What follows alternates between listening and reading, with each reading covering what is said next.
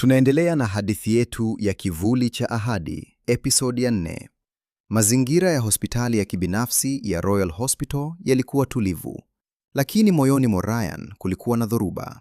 Alikuwa amekaa pembeni ya kitanda alicholala Lulu, akimtazama msichana huyo ambaye maisha yake yalikuwa hatarini kwa sababu yake.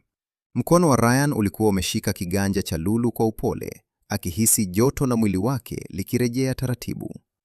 "Usihofu Lulu. Hakuna mtu atakayekugusa tena nikiwa hai," Ryan alinong'ona huku akibusu kiganja chake. Ghafla, mlango wa chumba hicho ulifunguliwa kwa kishindo. Alikuwa ni Sasha, akiwa amevalia miwani nyeusi na mavazi ya gharama, akitembea kwa madaha yaliyojaa dharau. Alitazama kitanda kile, kisha akamtazama Ryan kwa jicho la kashfa. "Ryan, huku ndiko ulipo? Unahatarisha jina la familia yetu na miradi ya mabilioni kwa ajili ya kiumbe huyu anayenuka sabuni za deki?" Sasha aliuliza huku akicheka kwa dhihaka. Ryan alisimama polepole, macho yake yakiwa na baridi ya hatari. "Sasha, hapa si mahali pako. Na kama nitagundua una mkono wowote kwenye ajali ya Lulu, na kuapia kwa jina la baba yangu, utajuta kuzaliwa." Sasha hakutetemeka. Badala yake alimsogelea Ryan na kumnong'oneza sikioni. "Kabla hujaropoka kuhusu jina la baba yako, unapaswa kujua kuwa baba yako hakuwa huyo unayemjua. Unajua kwa nini mama yako hajawahi kukuonyesha picha za utoto wake? Unajua kwa nini kampuni hii inaitwa Royal Group, lakini huna hata tone la damu ya kifalme?" Ryan alihisi kama amepigwa na butwaa. "Unasema nini Sasha?" aliuliza kwa sauti iliyokauka. Sasha alitabasamu kwa ushindi. "Nitakwambia siri yote, lakini kwa sharti moja. Mwache huyu msichana humu hospitalini na uje nyumbani kwangu sasa hivi. Vinginevyo, kesho asubuhi magazeti yote yatajua kuwa bosi Ryan ni mtoto wa mlinzi wa zamani aliyeuawa kwa siri." Ryan alijua Sasha ni hatari. Ilimbidi akubali ili kumlinda Lulu. Saa moja baadaye, Ryan alikuwa kwenye kasri la Sasha. Mezani palikuwa na faili la zamani lenye rangi ya njano. "Humu kuna vyeti vya kuzaliwa.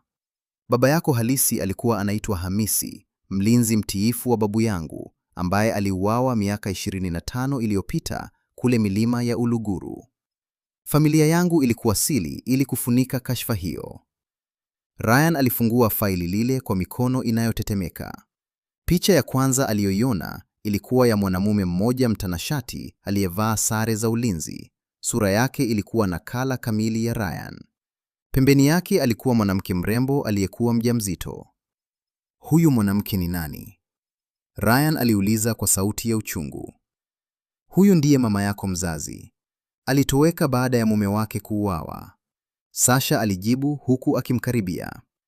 "Ryan, siri hii ikitoka, huna chako. Utabaki barabarani. Lakini ninaweza kuificha. Tukaoana."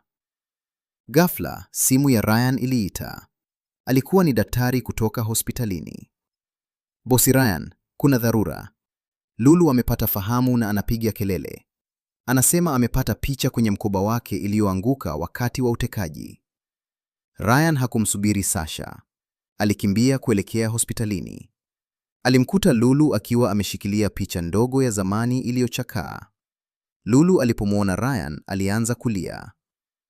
"Ryan, angalia picha hii," Lulu alisema huku akimpa ile picha.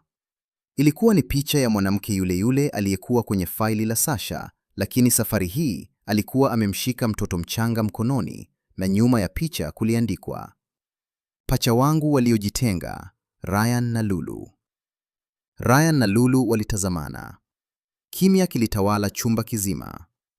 Kama picha hiyo ni kweli, basi Ryan na Lulu si wapenzi, bali ni ndugu wa damu waliotenganishwa na ukatili wa matajiri. Lakini moyo wa Ryan ulikataa kuamini. "Hapana, haiwezekani. Lulu, kuna siri kubwa zaidi hapa." Je, Ryan na Lulu ni mapacha? Sasha atatekeleza ahadi yake ya kuharibu maisha ya Ryan? Andika endelea kama unataka episodi ya 5 ipande hewani sasa hivi.